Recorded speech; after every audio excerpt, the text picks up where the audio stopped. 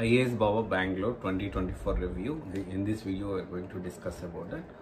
Already నేను బెంగళూరు సంబంధించి చాలా ఇన్స్టిట్యూట్స్ గురించి రివ్యూస్ ఇచ్చాను.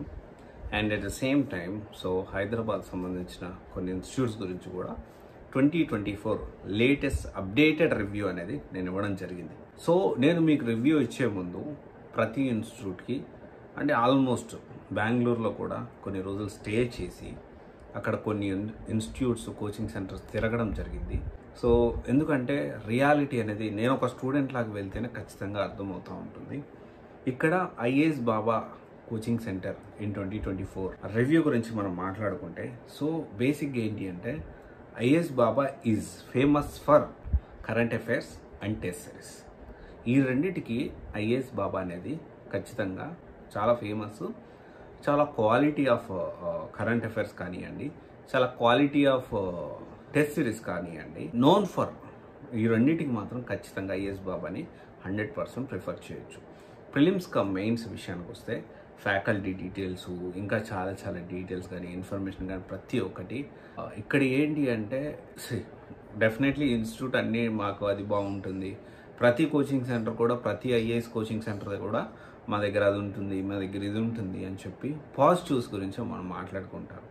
అండ్ నెగిటివ్గా అంటే మనం చాలామంది అనుకుంటారు, నేను గూగుల్ రివ్యూస్ చూస్తే ఏదైనా కానీ బేసిక్గా ఏంటి అంటే ఈ గూగుల్ రివ్యూస్ కూడాను నాట్ ఓన్లీ అంటే ఐఏఎస్ బాబా చేస్తుందని కాదు, చాలా IAS coaching centres almost 90% of the Google reviews are fake.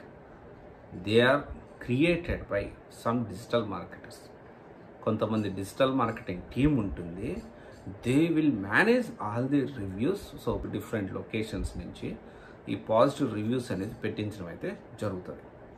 అయితే ఇక్కడ మనం అర్థం చేసుకోవాల్సిన విషయం ఏంటి అంటే ఈ ఎంటైర్ సినారియోలో మనం ప్రీవియస్ స్టూడెంట్స్ ర్యాంక్స్ అంటారా, ర్యాంక్ని దాదాపు ఒక 20 ఇన్స్టిట్యూట్లు షేర్ చేసుకుంటాయి. ఢిల్లీ నుంచి గల్లీ దాకా, ఢిల్లీ నుంచి హైదరాబాద్, బెంగళూరు అన్నీ కూడా. ర్యాంక్స్ బేసిస్లో మన ఇన్స్టిట్యూట్ని ఫైండ్ అవుట్ చేయలేం. మనం ప్రతి ఇన్స్టిట్యూట్ వెళ్ళేటప్పుడు ప్రతి ఇన్స్టిట్యూట్లో డెమోతో పాటు ఓరియంటేషన్ ఒక క్లాస్ అనేది ఇస్తారు. ఆ డెమోతో పాటు ప్రతి ఫ్యాకల్టీ యొక్క 30 minutes ఆఫ్ క్లాస్ వీడియో అనేది డిమాండ్ చేయడం, అది మీరు తెలుసుకోవడం, తీసుకోవడం, ఆ వీడియోస్ అనేవి ఎంతైనా అవసరం ఉంది. And at the same time ఇంకొకటి batch size. Average batch size వచ్చి 80 to 120 ఉంది ఐఏఎస్ బాబాలో. 120 మెంబర్స్ అంటే ఖచ్చితంగా వేరియాస్ సుబ్రారంజన్లో బెంగళూరులోనే 35 మెంబర్స్ అండి. 35 మెంబర్స్ మాత్రమే ఉన్నారు సుబ్రారంజన్లో. శంకర్ ఐఏఎస్లో తక్కువ ఉన్నారు అండ్ రావుస్ ఐఏఎస్లో తక్కువ ఉన్నారు. కానీ ఇన్సైట్స్ ఐఏఎస్, లా ఎక్సలెన్స్ ఐఏఎస్, తర్వాత రాణిసం రాజశేఖర్ గారు కానివ్వండి, వీటన్నిటికి కూడా చాలా ఎక్కువ ఉన్నాయి. బ్యాచ్ సైజు ఎక్కువ ఉంది. నేను బ్యాచ్ సైజ్ తక్కువ ఉన్నదే ప్రిఫర్ చేయమంటా. చాలామంది అనుకోవచ్చు బ్యాచ్ సైజ్ తక్కువ పెడితే క్వాలిటీ ఆఫ్ మంచి ఫ్యాకల్టీకి ఎక్కువ డబ్బులు ఇచ్చి మేము తీసుకురాలేమని డైలాగులు ఖచ్చితంగా చెప్తారు maybe. But reality top faculty కొంచెం మీరు క్వాలిటీ ఆఫ్ ఎడ్యుకేషన్ మీద పెడితే ఖచ్చితంగా దానికి సంబంధించిన క్వాలిటీ ఆఫ్ అవుట్పుట్ అనేది వస్తుంది. ఒక్కొక్క కోచింగ్ సెంటర్లో చూస్తే హైదరాబాద్లో విషయానికి వస్తే 200 నుంచి 300 మంది ఒక క్లాస్కి ఉంటారు, విచ్ ఈజ్ నాట్ కరెక్ట్. ఖచ్చితంగా మీరు బ్యాచ్ సైజుని ప్రిఫర్ చేయండి. ఇంకోటి ఏంటి అంటే ఇక్కడ పర్సనల్ మెంటరింగ్ అనేది చాలా ఇంపార్టెంట్. 100 మందికి ఎంతవరకు అవైలబిలిటీ ఫ్యాకల్టీ ఉంటారు చెప్పండి? ఎంతవరకు పర్సనల్ మెంటరింగ్ ఇవ్వగలుగుతారు? ప్రతి ఏ ఇన్స్టిట్యూట్కి వెళ్ళినా మీకు 1 week కంపల్సరీ మీకు ఇది ఏదైతే టాపిక్ వైజ్ క్వశ్చన్స్ పెడతామంటారు, ఎంత యాక్యురేట్గా జరుగుతుంది? ఫీడ్బ్యాక్ ఎలా ఇవ్వగలుగుతారు? ప్రతి 100 మంది అంటే ఒక బ్యాచ్ కాదు కదా, ప్రతి నెలకు ఒక బ్యాచ్ స్టార్ట్ చేస్తారు.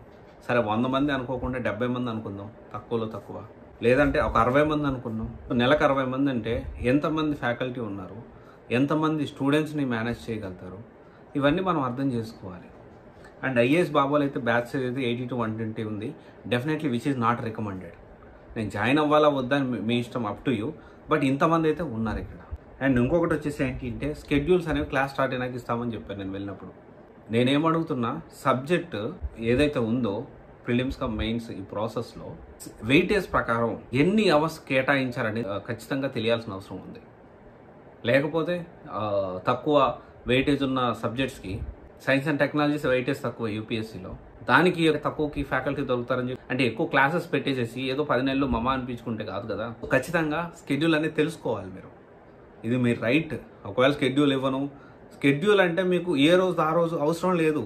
అట్లీస్ట్ ఒక సబ్జెక్ట్కి ఎన్ని అవర్స్ కేటాయిస్తారు, వెయిటేజ్ ప్రకారం ఉందా లేదా, అది తెలుసుకోవాల్సిన అవసరం ఎంతైనా ఉంది. సో ఐఏఎస్ బాబా 2024లో అయితే బ్యాచ్ సైజ్ ఎక్కువ ఉంటే మాత్రం ఏ ఇన్స్టిట్యూట్ అయినా ప్రిఫర్ చేయొద్దు. ఐఏఎస్ బాబా కాదు, ఏ ఇన్స్టిట్యూట్ ఇన్సైట్స్ అయినా ప్రిఫర్ చేయొద్దు, లేకపోతే లా ఎక్సలెన్స్ అయినా ప్రిఫర్ చేయొద్దు. Batch size is very important. తక్కువ మంది ఉంటే కొంత మన డౌట్స్ అడగడానికి మనం ఫ్యాకల్టీ కొంచెం పాయింట్ ఆఫ్ కాంటాక్ట్ కానివ్వండి బెటర్గా ఉంటుంది. సో ఇది ఒక్కసారి ఆలోచించండి. అండ్ తర్వాత వచ్చేసి ఏంటి అంటే ఈ 2 ఫ్యాకల్టీస్ ఎందుకు అంటే వీళ్ళు పేరున్న అంటే ఐఏఎస్ బాబా కాదు, జనరల్గా పేరున్న ఫ్యాకల్టీస్ ఐఏఎస్ ఫ్యాకల్టీస్ ఉంటారు కదా, వాళ్ళ నేమ్స్ వాడుకొని తర్వాత ఒక 2-3 క్లాసులు చెప్తారు, ఒక 10 క్లాసులు చెప్తారు, తర్వాత వాళ్ళు కనపడరు. వాళ్ళు మార్చేసి నార్మల్ యాస్పిరెంట్స్ కూడా కొన్ని ఇన్స్టిట్యూట్స్ పెడతా ఉంటాయి. అలా కాకుండా ఎంటైర్ బ్యాచ్ మొత్తం కూడా కమిట్మెంట్ ఉండే ఫ్యాకల్టీ, ఈ లిస్ట్ ఆఫ్ ఫ్యాకల్టీ ఇచ్చిన వాళ్ళు మారకుండా ఉండడానికి మీరు వాళ్ళతో కనీసం ఒక వర్డ్ తీసుకోండి, ఒక మాట తీసుకోండి. సో ఐఏఎస్ బాబా కోచింగ్ సెంటర్లో నేనేమంటున్నానంటే you can take current affairs, you can take test series. Prelims come mains మాత్రం ఆలోచించి డెసిషన్ తీసుకోండి. Thank you. This is Ras signing off.